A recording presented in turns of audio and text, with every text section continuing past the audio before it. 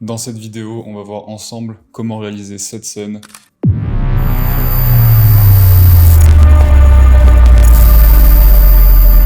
Dans After Effects. Avant de commencer, tu peux télécharger le projet et tous les assets utilisés gratuitement. Le lien est dans la description. Je vais pas te faire attendre, on va commencer directement.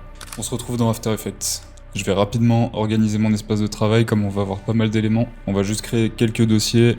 Un dossier composition, un dossier pour les assets, un dossier pour les solides. Et je vais importer mes éléments directement dans mon dossier assets. C'est ultra important de s'organiser comme ça, surtout quand tu fais des scènes un peu complexes. Donc j'ai importé tous mes éléments 3D, comme je t'ai dit, tu peux les télécharger. Et on va créer notre première composition en 1920 par 1080 Full HD, qui nous servira de composition principale. Donc ici, je vais simplement réduire la durée de la composition, on n'a pas besoin qu'elle dure 45 secondes. Et on est pareil. La première chose qu'on va faire, c'est créer notre texte. Donc j'ai téléchargé une typo qui ressemble un petit peu à celle de Cyberpunk 2077. On va simplement taper Cyberpunk. Je vais venir centrer le texte et le précomposer. Donc dans ma nouvelle précomposition, on va venir créer l'effet glitch. Pour ça, on va venir créer un solide en utilisant le raccourci Commande plus Y ou Alt plus Y si t'es sur Windows. Et sur ce solide, je vais ajouter un effet Fractal Noise. Donc ici dans les options de mon solide, je vais changer le type de bruit sur bloc.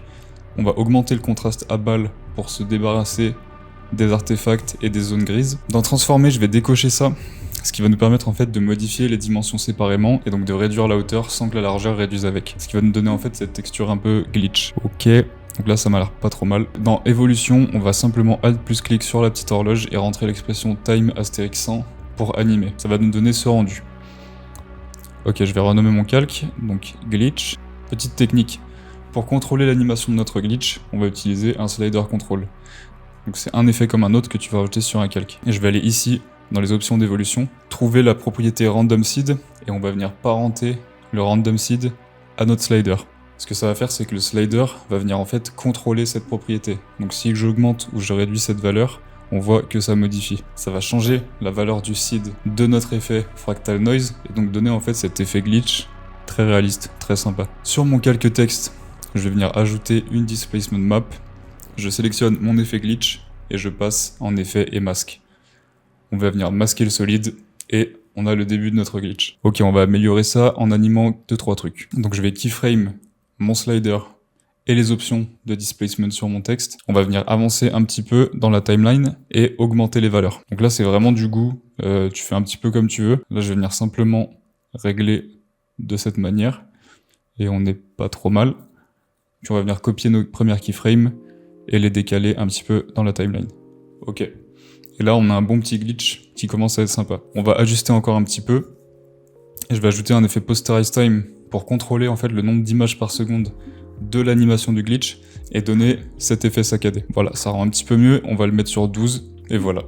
Gang, on a un effet glitch, nickel chrome qui passe crème. Pareil sur le texte, je vais faire exactement pareil, je vais mettre un posterize time sur 12 et voilà, ça commence à avoir de la gueule. On va répéter nos keyframes 2-3 fois pour animer notre texte et créer en fait cet effet glitch qui tourne un petit peu en boucle. Ok, on est pas mal. On va commencer à construire la scène. Donc je vais placer mon fond et l'utiliser comme référence pour la suite pour animer nos objets 3D. On va commencer avec le katana. Donc pour ça, je vais créer une nouvelle comp que je vais appeler katana et je vais placer mon katana 3D dedans. On va penser toujours ici à garder le moteur de rendu sur Advanced 3D. Donc j'ai mon modèle 3D dans ma composition. On va commencer à l'animer et le styliser. Ici sur ma scène, tu vois qu'il y a une ambiance un petit peu néon avec des lumières bleues et jaunes.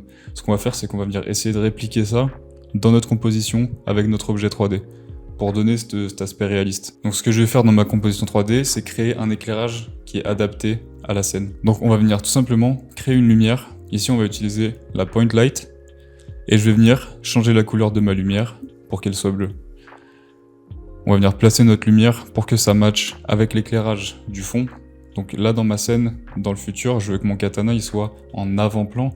Donc la lumière elle va venir de derrière. Donc il faut que ma lumière, dans ma composition 3D, vienne de derrière. Un truc un petit peu comme ça. Et on va placer une deuxième lumière pour donner un petit peu de texture, un petit peu de reflet et de la profondeur à notre objet. Ok. Donc là on n'est pas trop mal. Il est temps d'animer. Donc je vais venir keyframe mes propriétés de rotation et de position. On va le faire tourner dans l'espace, un petit peu comme si le temps s'était arrêté. Donc je place mes keyframes et on va faire un truc un peu du genre. Ensuite, je vais venir à la fin de mon animation, pareil, keyframe, et ce qu'on va faire, c'est qu'on va venir légèrement accentuer le mouvement, très légèrement décaler les positions de rotation en suivant le mouvement qu'on a créé au début. Tu verras plus tard pourquoi. Voilà ce que ça donne. Ça rend pas ouf pour l'instant, mais t'inquiète, on va y revenir. Donc je vais répéter exactement le même process sur tous mes autres objets. Donc je vais t'accélérer cette partie, c'est rébarbatif un petit peu, mais tu fais exactement la même chose, tu places tes lumières et tu fais ton animation sur tes objets 3D. Je prends toujours en référence ma scène, comme je t'ai dit, il y a des variations de lumière, etc. Donc pour donner un vrai côté réaliste, on va créer des lumières de différentes couleurs pour matcher ça. J'ai mis des lumières bleues, un petit peu de lumière jaune, comme on le voit ici. Ça n'a pas besoin d'être parfait, mais il faut quand même que ça reste cohérent pour vendre le truc. Ok, donc on a tout fait, on a tout animé et on a mis toutes les lumières. On va placer toutes nos compositions des armes dans notre composition principale. On va commencer à dispatcher nos éléments, les placer. Pour ça, on va activer tous nos calques en 3D et on va les placer donc dans cet espace. On va décaler tous les éléments sur l'axe Z. Les éléments en arrière-plan vont être reculés par rapport à l'axe Z et ceux en avant-plan vont être avancés par rapport à l'axe Z, comme je te le montre à l'écran. Ensuite, on va venir créer une caméra. Donc on va prendre une caméra, une node et un 50 mm en zoom. Extrêmement simple, très classique, pas besoin de se compliquer la tâche. Je vais créer un nul qui va servir de contrôleur pour ma caméra. Donc j'oublie pas de le passer en 3D mon nul et de parenter ma caméra ici. On va animer la caméra en fait pour qu'elle dézoome sur la scène et c'est pour ça qu'on a placé nos éléments comme ça. Déjà ça commence à rendre un petit peu cool. En fait c'est ce qu'on appelle un effet parallaxe et ça te donne l'impression de profondeur et donc que tes éléments en fait sont vraiment réels. Donc je place ma keyframe sur ma position de départ et on va keyframe la position d'arrivée. Entre les deux on va mettre une autre keyframe qui nous servira plus tard. Et je vais faire exactement pareil avec la rotation sur l'axe Z, donc ça va dézoomer en tournant dans l'espace. Fais gaffe sur tes rebords si on voit du noir, tu positionnes la rotation pour éviter ça. Ou alors tu peux agrandir tout simplement ton fond ou tes éléments en fonction de ce que tu veux. Et ça commence déjà à avoir un peu de la gueule. On a fait le plus gros, maintenant tout ce qu'il nous reste à faire, c'est peaufiner. Je vais retourner dans ma composition du katana. On va sélectionner toutes les keyframes ici et appuyer sur F9 pour créer du easing. Donc dans cette scène, tu vois qu'en fait ça accélère au début, un petit peu comme s'il y avait un impact, et qu'on a un mouvement plus lent sur la fin. Pour créer cet effet, je vais sélectionner mes keyframes, aller dans l'éditeur de graphique. Tu sélectionnes graphique de vitesse dans les options, et on va venir travailler nos courbes. Je vais sélectionner mes courbes, tirer cette poignée ici pour accélérer le début de l'animation. Quand la courbe monte, ça veut dire qu'elle prend de la vitesse. Et quand elle redescend, ça veut dire que ton animation décélère, donc ralentit. Ici, ma deuxième courbe, ce que je veux, c'est qu'elle matche la première, pour qu'on ait quelque chose de smooth. Donc une ligne qui suit une courbe bien tracée. Et on va faire pareil sur chacune de nos propriétés. On va accélérer le début, puis adoucir la transition de notre courbe. Et ça nous donne ce rendu. La keyframe à la fin nous sert juste à accentuer un petit peu ce mouvement et à donner l'impression que notre objet flotte dans l'espace. Pour matcher avec ces mouvements, on va faire exactement pareil avec la position et la rotation de notre caméra. Donc même chose, je viens accélérer le début et adoucir ma courbe et ça nous donne ce résultat. Tu répètes pour chacun de tes éléments 3D. Entre temps, j'ai décidé d'ajouter quelques petites balles de pistolet qui volent dans l'animation. C'est exactement le même procédé qu'on a fait depuis le début pour tous les éléments 3D. Donc je t'accélère cette partie parce qu'il n'y a pas grand chose d'intéressant à voir. Et on en est à ce stade-là. On va pouvoir terminer et styliser nos éléments. Je vais rentrer dans ma composition texte. Ici, je vais ajouter un glow. Donc j'utilise le plugin Deep Glow, mais tu peux utiliser le glow natif d'After Effects, ça fonctionnera très bien aussi. Je vais aussi changer la couleur du texte pour que ça passe mieux globalement dans notre scène, comme on a des éclairages jaunes et bleus, pour que ça fasse un rappel. On va venir maintenant créer le reflet de notre texte sur le sol. Donc pour ça, je vais créer une nouvelle composition qu'on va appeler texture sol. Je vais importer la texture que j'ai ici dans mes assets et réduire sa taille de 50%. On va ajouter un effet motion tile et augmenter les outputs pour créer un pattern. Donc je vais régler ces deux paramètres sur 500. On va venir cocher cette case et on précompose notre texture. Dans ma composition texture sol, je vais venir passer l'élément en 3D. Dans la rotation X, on va mettre -90 degrés et on va modifier la position Y de notre texture.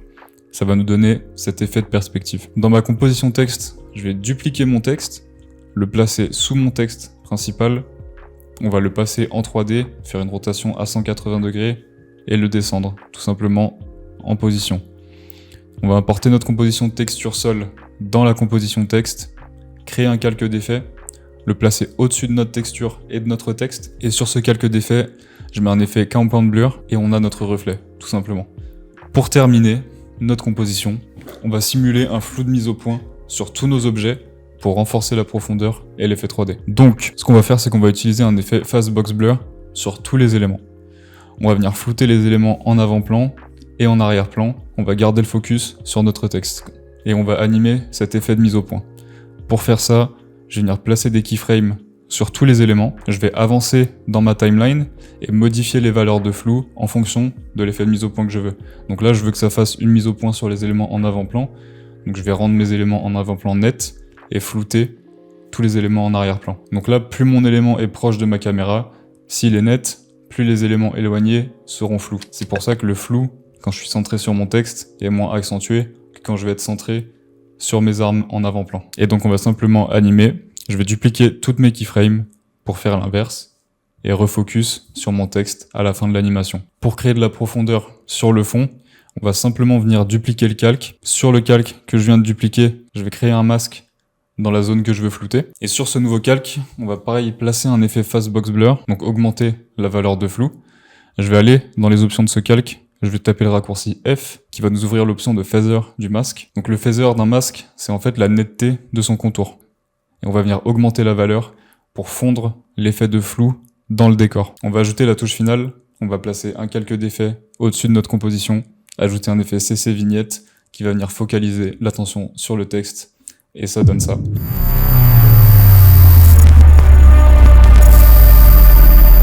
J'espère que ce tutoriel t'a plu, que t'as appris des trucs. Si c'est le cas, n'hésite pas à liker la vidéo, à t'abonner, à partager. C'est tout pour moi pour aujourd'hui. Je te dis à très bientôt pour un prochain tutoriel.